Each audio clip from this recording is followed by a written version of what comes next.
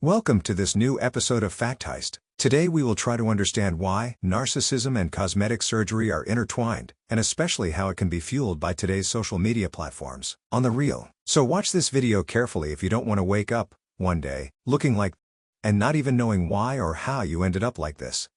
First thing first, there are two main types of narcissism. Vulnerable or covert narcissism, which is defined by feelings of misunderstanding, inferiority, anxiety, reactivity to criticism along with high levels of neuroticism, hence the name, vulnerable narcissism. And this is the very type of narcissism we won't give a fuck today. On the other hand, systematic reviews repeatedly came up with significant positive correlation between problematic social media use and the other type of narcissism, namely, grandiose narcissism. The staple symptoms for grandiose narcissism often include lack of empathy and remorse, grandiosity, obviously, pursuit of power and control, entitlement, irritability and hostility, therefore greater likelihood of violence, interpersonal exploitativeness and manipulation. Quite someone you want to chill with. And indeed, narcissism has been nicknamed the second-hand smoke of mental health. In fact, narcissistic individuals want to earn respect and social desirability by mastering others. It comes apparently from a lack of trust in people. Go figure. Don't ask me why I'm not the one finding out shit.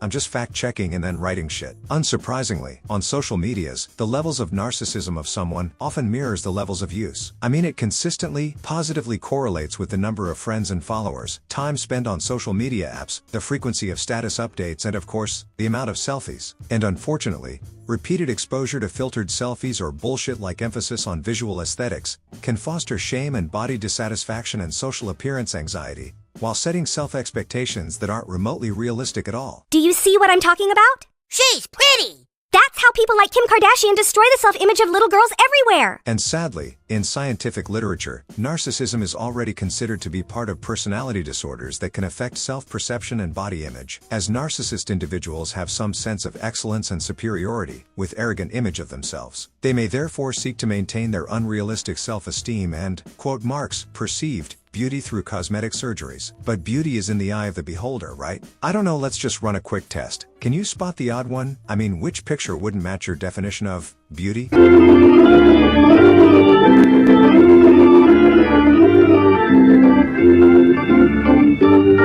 Enough said. In fact, people characterized by high levels of narcissism appear especially interested in cosmetic surgery, particularly women. In studies, the very sheiks that scored the highest on measure for the diagnosis were the ones showing the strongest interest in cosmetic surgery. Any content making them girls feel inferior may lead them to more desire to change their face and then become, according to them, more beautiful. All the contents, over months, or over years, can be like little nudges, like little kicks pushing them towards these unesthetic points of no return. Therefore, they'll try to compensate their body dysmorphic perception or such delusions through cosmetic surgery to gain self-confidence. Furthermore, studies show the most common personality disorder among cosmetic surgery applicants is indeed narcissism. And apparently, the level of narcissistic traits appears to be predictable, because such patients like to be the center of attention, and of course more beautiful than others, something which can be, in their opinion, achieved by such hardcore invasive surgery. But remember that cosmetic surgery is not, in any way, a treatment for people with narcissistic tendencies or body dysmorphic disorder, in any way. They must be referred to some qualified therapist instead. And as people ranking high on a narcissistic scale usually have some comorbid mental illness or personality disorders, they need to be examined by mental health professionals to deal with it. Besides, it's way cheaper. Furthermore, it is important to study this narcissistic disorder thing because it can be an authentic source in understanding sick people who try to get, on purpose, awful things done to their body. The problem is, people with this, quote marks, personality flaw, with their inflated sense of their own importance and deep need for admiration, are often never satisfied with the operation, no matter how successful. They will come back for more. It's never enough. Even when considering non-invasive plastic surgery procedures, options like Botox injections. In 2 days, they'll be plump, luscious, and ready for action. What boy doesn't like hearing that from his mother? You'll still have to deal with some risks, side effects, and moreover, unexpected social side effects. This is a puppet from Team America. First of all, Botox stands for botulinum toxin, hence Botox. That's a neurotoxic protein, on the real, released by a bacterium or some shit. This neurotoxin's modus operandi is to prevent the liberation of the neurotransmitter acetylcholine, the chemical that is released by motor neurons in order to activate muscles. So any drug that affect cholinergic systems may have crazy-ass dangerous effects like paralysis or convulsions. That's a red flag to me. This botulinum toxin thing works by inhibiting, or blocking, the release of acetylcholine from the neuron's axons endings at the neuromuscular junction, right there. That's the junction, or connection, between motor neurons, neurons in charge of voluntary and involuntary movements, and the muscle fibers they transmit orders to. Therefore, that's a neuromuscular blocking agent. Plain and simple. This will, in turn, result in something called flaccid paralysis, often of the face. What a fuck? May I remind you that some people pay for this? Started on like Botox and like filler for wrinkles and that. How old were you?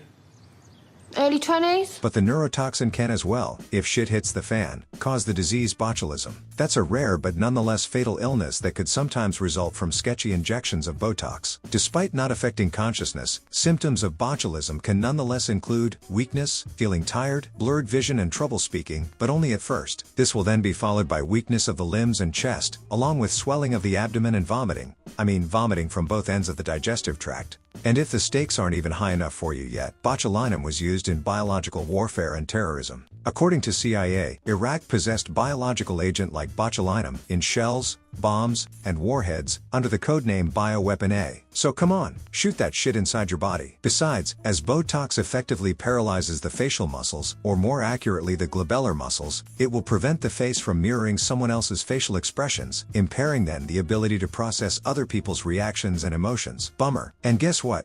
There are neurons responsible for mirroring someone's behavior. The mirror neurons. Because when we interact with some fellow Homo sapiens, we're supposed to engage in some contagious emotional expression. Allegedly, smiling evokes smiling, and when we see someone frowning at you, you will frown back. When you watch someone with a certain emotional state, you are more likely to do some of the same. When looking at somebody frowning, people typically furrow their eyebrows. Free will my ass. This happens when those emotional expressions about bodily states transmit informations back to the brain, so it can then modulate its further activities. Actually, those interoceptive informations don't tell what emotions we're feeling. They are more about the intensity with which we're feeling it. This is a natural part of empathy. We kind of simulate the emotions someone else may experience. This very concept is called facial feedback hypothesis, and it comes from none other than Darwin himself. When someone is smiling, the intensity of pleasure or happiness gets expanded. When someone is frowning, the negative feelings will be enhanced, augmented. As Botox paralyzes facial muscles, My whole face is paralysed. It's only just gone back to normal. Has it? it disrupts this emotional feed back to the brain, therefore impairing the pursuit of empathy. You laughing? Crying?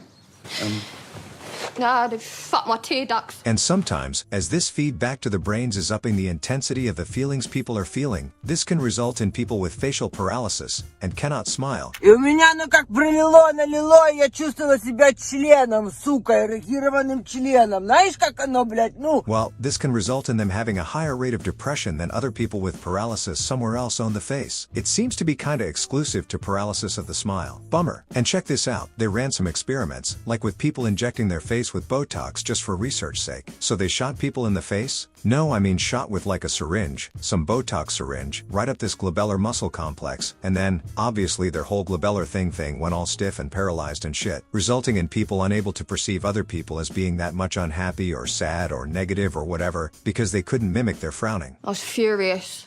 Still am. It's hard to tell. But don't leave yet, studies went even further, with brain imaging. Yeah, we're living in the future now. They use little amounts of Botox that can disappear quickly. That will enable them scientists to do some before, during, and after type of study, with control group without Botox of course, the works. And then, while in a scanner, you display them all types of faces that would normally evoke frowning. I mean, like, pictures of angry, sad, upset faces. And in Botoxless controls, it activates the amygdala, the part of the brain responsible for anxiety, fear, and aggression. You know the drill by now. But also the fusiform gyrus, whose role is about recognizing faces and sticking an emotional content to it. And when they frowned back, it activated the amygdala even more. Meanwhile, in people injected with Botox, who could not frown anymore, there wasn't as much of an activation of the amygdala or the fusiform gyrus. the Botox shot just decreased the level of empathy. There's even reduction of amygdala activity for both angry and happy faces. When some of those Botox shit shots prevent us from using this evolutionary mechanism, we literally deprive ourselves of major tools and processes through which we can understand someone's emotion, and more broadly, our human connections and interactions. Fun fact: as human drove the evolution of certain wolves, mostly for juvenile traits, into those kind of fluffy furry little friendly things, this obviously ended up with a few uncontrolled and unexpected features popping up here and there. Like this new muscle the wolves didn't evolve, the levator anguli oculi medialis, aka the muscle that lifts up with an angle in the middle of the eyes or some shit like that. This muscle evolved some 40,000 years ago and is unique to dogs, as it raises their inner eyebrow. This results in some puppy dog eyes expression. At the same time, there's two other muscles that both dogs and wolves have, the orbicularis oris and the zygomaticus major. They are some muscles around the mouth. However, in wolves, they are mostly composed of slow twitch muscle fibers. Then they'll howl. While in dogs, they are mostly fast twitch, then they'll bark. You motherfucker! Get out of here! I'll kill you! This is why dogs can quickly make facial expressions. And guess what? Humans are fast twitch face makers too. When gazing into a dog's eyes, there's a release of oxytocin, the bonding hormone. Therefore, you could expect better facial emotional interactions from a dog than from someone who had cosmetic surgery or Botox. Holy shit! Moreover, all those perceived cosmetic enhancements can throw us straight into something called the uncanny valley. This phenomenon is an eerie or unsettling feeling or discomfort that you can experience in response to seeing not quite really real human figures like humanoids, robots, clones, wax statues, zombies, you name it. The name uncanny valley comes from the region of negative emotional response felt when exposed to entities that seem almost human. I mean, like really close, but with something off, something wrong going on. But beauty is in the eye of the beholder, right? I don't know, let's just run an even quicker test. Can you spot the odd one? I mean, which picture would match the least your definition of human?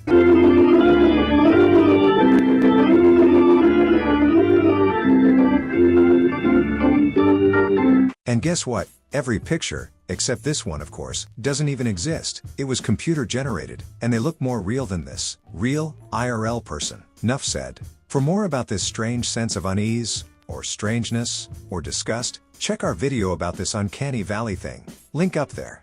Link up there. The antisocial aspects of narcissism can have awful effects on a victim's life, performance at work and social relationship. The narcissistic individual will harass his or her target, but nonetheless pretend that nothing wrong's happening. To perform this bad faith piece of art, they often use the DARVO technique. That's an acronym for deny, attack, reverse victim, and offender. It is commonplace for psychological abusers and narcissistic perpetrators of wrongdoings to use this tactic to avoid accountability for their misdeeds. Fun fact: sexual offenders often display this manipulation strategy to avoid being held responsible for their behavior. Here's the steps involved in this Darwin reaction thing. The narcissistic individual will deny the abuse or harm ever took place. When facing evidences of their deeds, the perpetrator will attack the victim they were harming, or even their friends or family. And then, the attacker can sometimes claim they were actually the real victim of the situation all along, therefore switching the status of victim and offender, often by playing the victim or blaming the real sufferer. Interestingly enough, narcissistic people can also manipulate some people into kind of being their henchmen or goons or whatever. See, that's where you're wrong. Goons and henchmen are two completely different animals. The henchmen believe in the cause, whereas goons are just there for the paycheck. Okay, henchmen then. They revolve around their master to please and help them to keep their self-inflated ego. And there's actually a name for this type of people. They are flying monkeys. This concept is a popular term not formally used in psychology or medical practice and teaching. It refers to someone who acts on behalf of a highly narcissistic person or anyone with narcissistic personality disorder. A flying monkey is simply the enabler of a narcissist, mainly in the context of narcissistic abuse, or for abusive purpose, often toward a third party. Side note, this term can also be used for people who act on behalf of a psychopath, for similar reasons. The real academic name for this concept is abuse by proxy, but flying monkey sounds dope, so we'll go with it. Slay!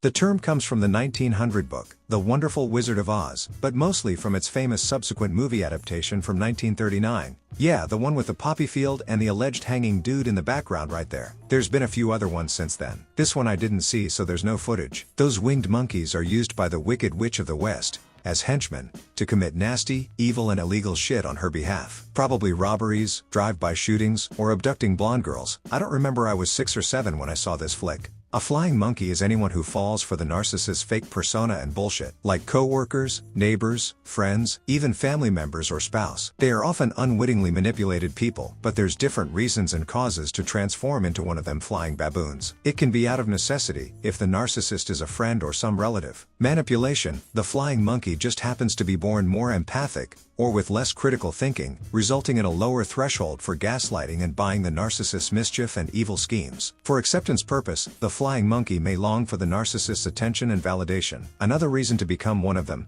can be simply out of avarice or greed. They may actually gain any benefit, like rank or money or free shit, from enabling the narcissist. Or more straightforward, the flying monkey may just act for schadenfreude, aka the primitive feeling of joy and pleasure resulting from someone's misfortune, pain, or failure. This is straight, plain, douchery. Primitive, told ya. They will genuinely enjoy inflicting pain and suffering to others. But there can be actually different breeds of flying monkeys that have been discovered over the years, and which can evolve and revolve in a narcissistic person's orbit.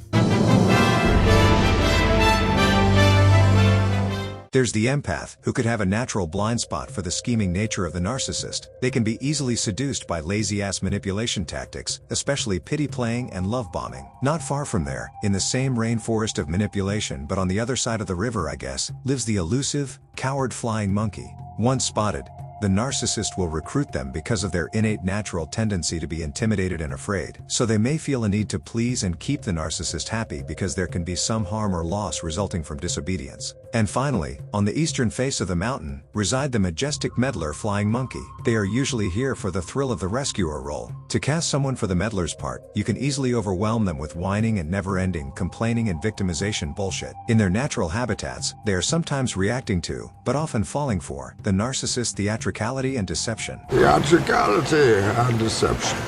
Powerful agents to the uninitiated. In the wild, flying monkeys can have different tools to accomplish their master's evil deeds. They can help the narcissist to reach his goals with good stuff like spying, gossiping, gaslighting, intimidation, but manipulations as well, along with intimidation, victim blaming, harassment, or even sabotage. More broadly, and to sum all this shit up, there could be 2 main common branches on the flying monkey tree of life: the benevolent and the malevolent enablers. A benevolent flying monkey is often an individual with a sociotropic personality, aka the disease to please. Sociotropic people tend to put the needs of someone else ahead of theirs. They can be heavily invested in relationships and have way higher desires for support, understanding, acceptance, and guidance. Therefore, the sociotropic nature of the benevolent enablers will turn them into easy targets for manipulators. They are quick to spot for them. And because of the sociotropic person's desperate need for external validation, they will, in turn, often unwittingly help and abet the narcissist individual's campaign of emotional abuse. On the other hand, the malevolent enablers are misanthropic by nature. They can have or show dislike for other people. I guess the word for this is unsocial. They will voluntarily, knowingly, and often with bad faith tools, participate in narcissistic abuse, because for them, inflicting harm, distress, or suffering on others is the very shit that gives them some sense of power. And because they usually share the same beliefs and attitudes, like being morally bankrupt, the malevolent flying monkey doesn't give a fuck about concepts like right or wrong. They are usually aware that an injustice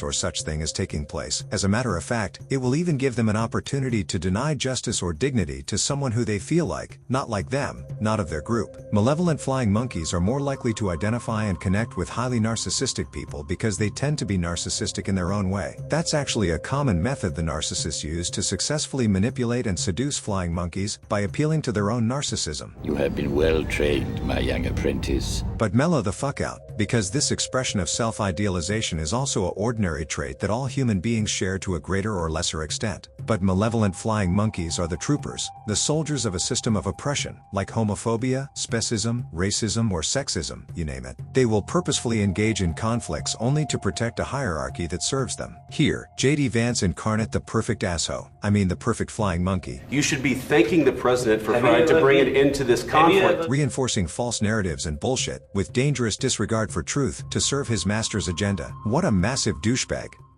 And that's with such depressing and worrisome footages for our human future that we end this episode of Fact Heist. We hope you liked it despite the loss of hope for humanity it will induce. Just think before going under surgery. Sounds like a no-brainer, a conundrum. but not everybody can think that far. With my big fake tits and my Botox lips. And some people are easier to manipulate than other. Don't believe the hype, especially not this one. And just remember that once it's done, you'll only attract people that are attracted to this kind of things. So that's it for today. We hope you enjoyed it, unless you're already all face fucked with plastic and stitches and shit. Anyway, don't forget to like, subscribe, and comment. See you next time. Peace, peace.